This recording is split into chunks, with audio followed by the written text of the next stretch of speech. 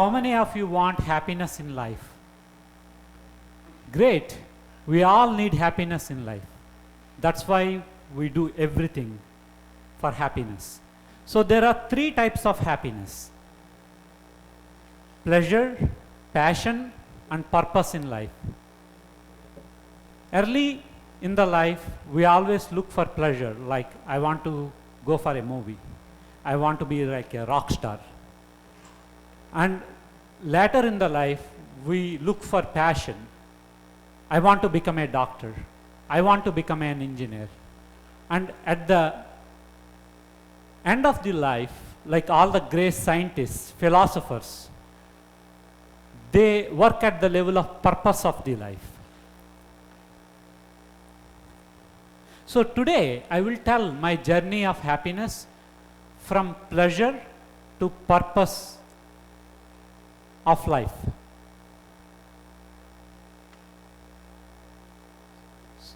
From my childhood, I always find my happiness in exploring things. So the three things I like in my life are New York City, New York City, and New York City. When I was in New York City, I explored to the core. I went to more than 30 museums: American Museum of Natural History, Metropolitan Museum of Art, Frick's Collection. I went to Broadway shows, Yankee games, and I explored, like, I went to Central Park, Top of the Rock. I had a great time.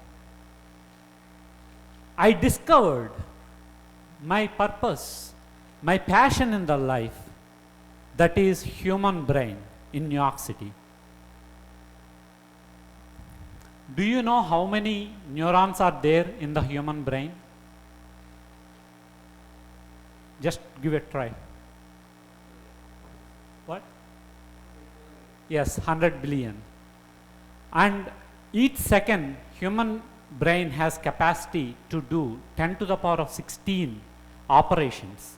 It is most powerful than the most powerful computer available. So to pursue my passion in life, I came to Brown. So as a neurologist, I had an opportunity to see patients from 30 weeks to 110 years. So I saw great variety of cases. Sometimes, my patients experience like this gratitude, like the tears in their eyes when I helped them or saved their lives, which is countless. But the following cases I am going to tell you imprinted in my heart. I saw babies who slept and never wake up again. There is a term called sudden infant death syndrome. I saw patients who were in their 30s, 40s, completely healthy, had a headache, came to the ED,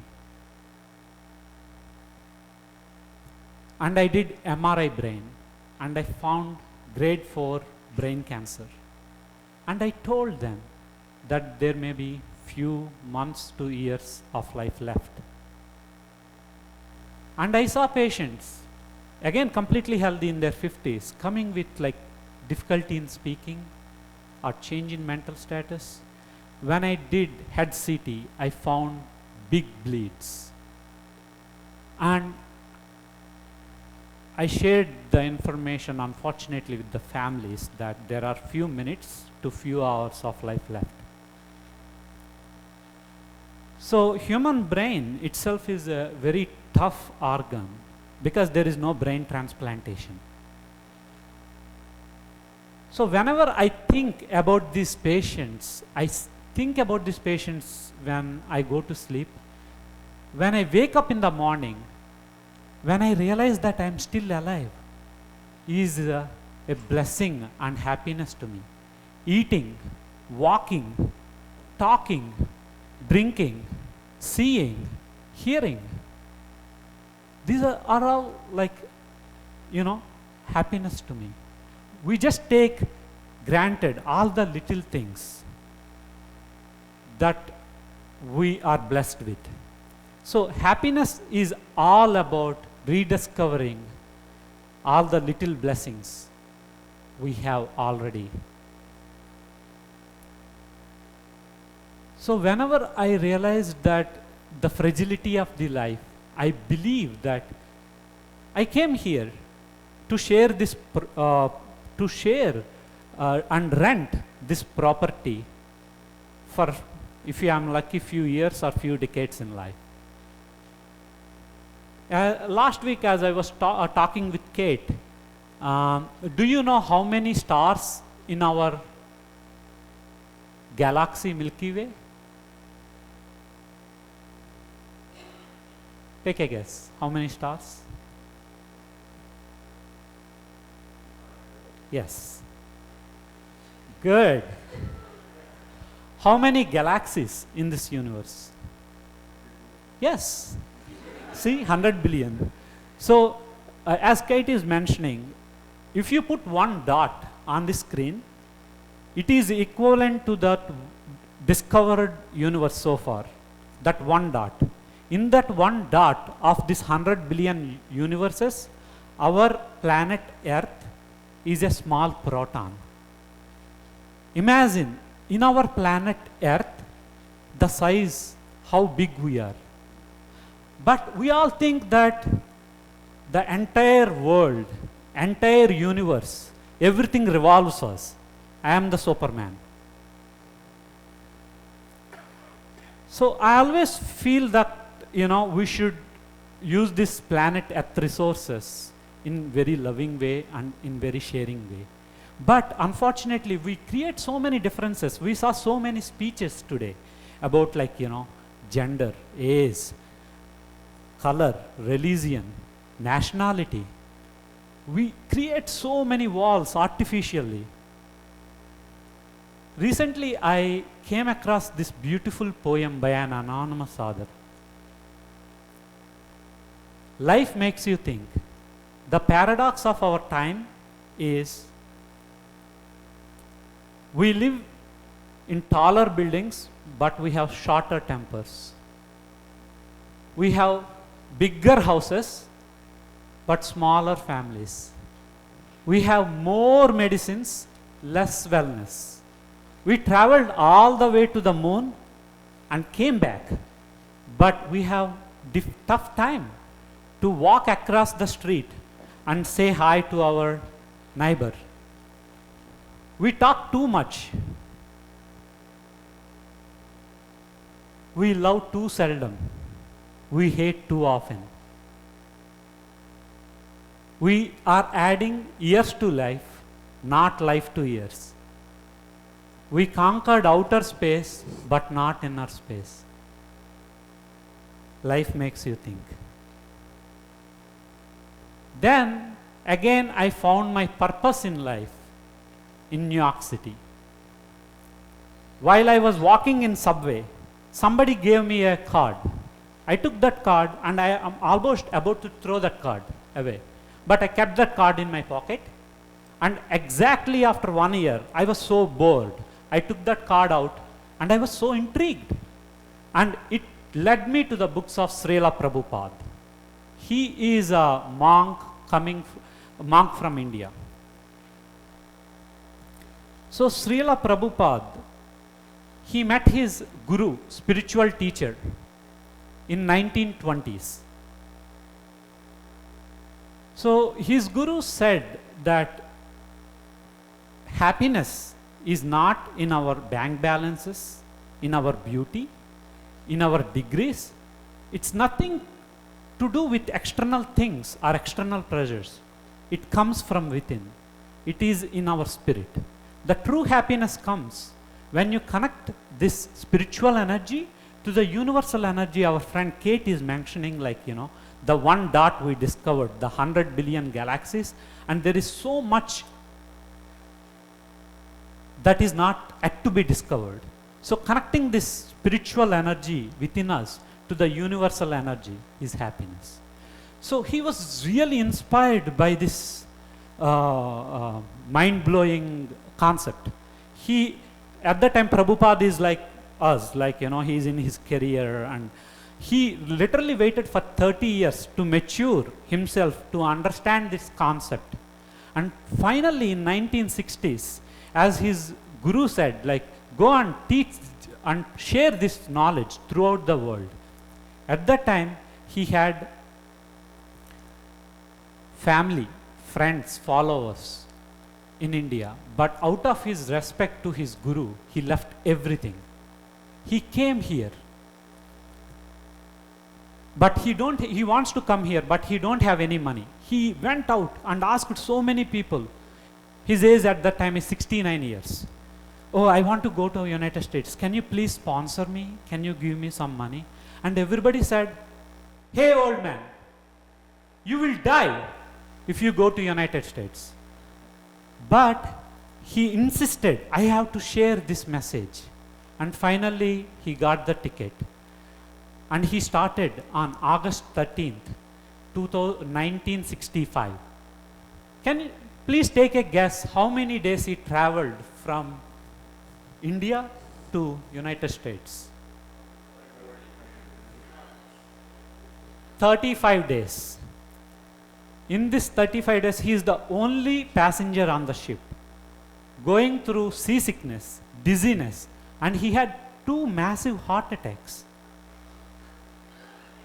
And he landed in Boston, finally, by himself.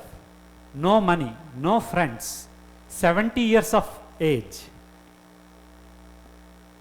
poor health, and 40 rupees in his pocket, that is equivalent to $5 in 1965, and 2 months of visa. And he wrote in his book, diary, saying, why I came here? I left everything back. I don't know whether to go to right or left. But please give me the strength so that I will share this knowledge and people's hearts will open. And finally, he came to New York City and he sat under the tree and people started gathering. And he managed to get a small storefront. Like our friend Max is saying that there are it's maximum 20 people fit in the storefront. And he started sharing this knowledge throughout the United States and throughout the world. And now there are 650 happy homes. It is called ISKCON, and he started 60 farm communities and 50 schools, and he wrote hundreds of books. And by the time he died, he traveled throughout the world for 14 times. So I would like to give a big round of applause for this great gentleman.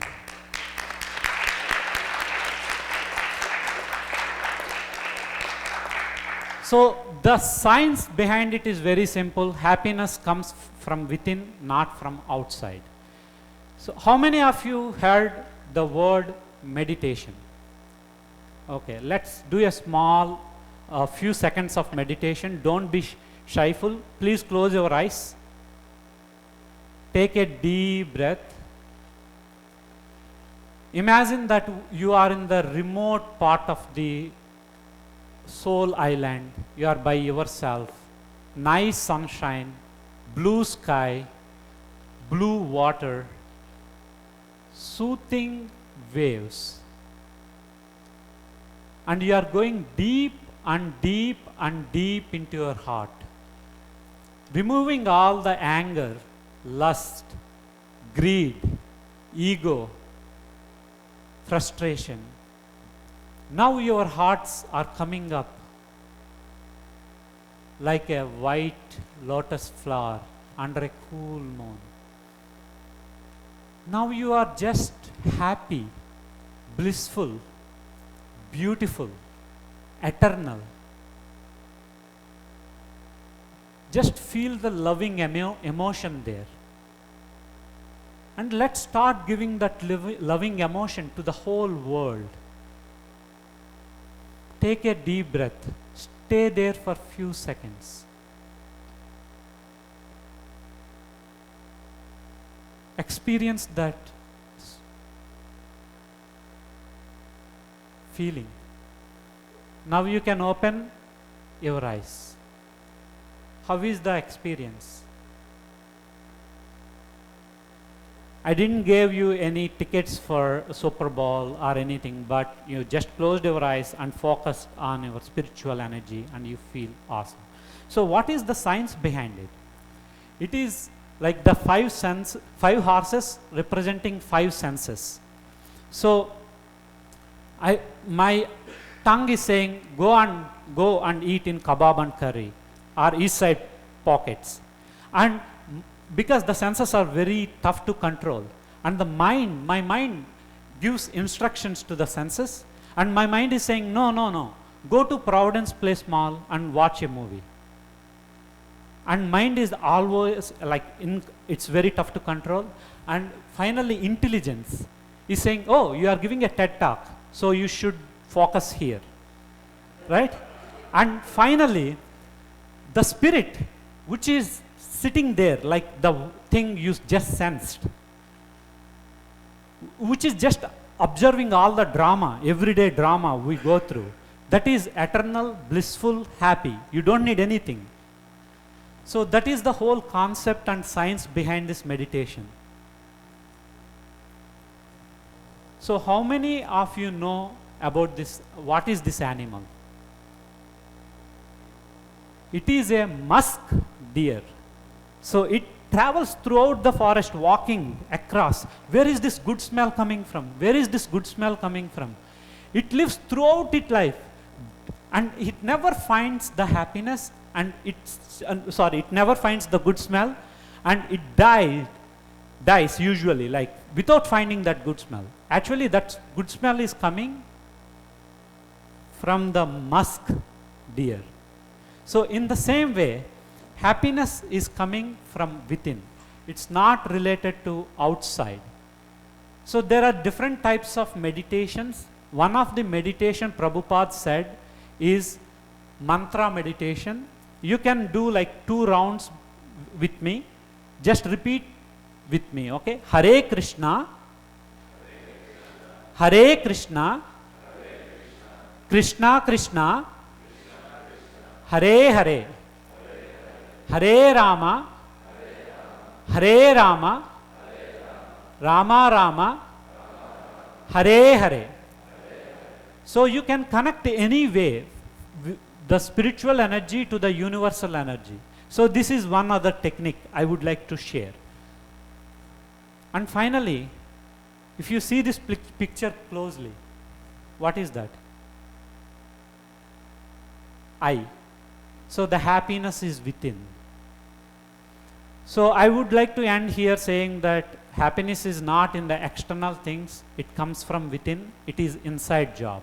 You have to connect the spiritual energy to the universal energy. Thank you.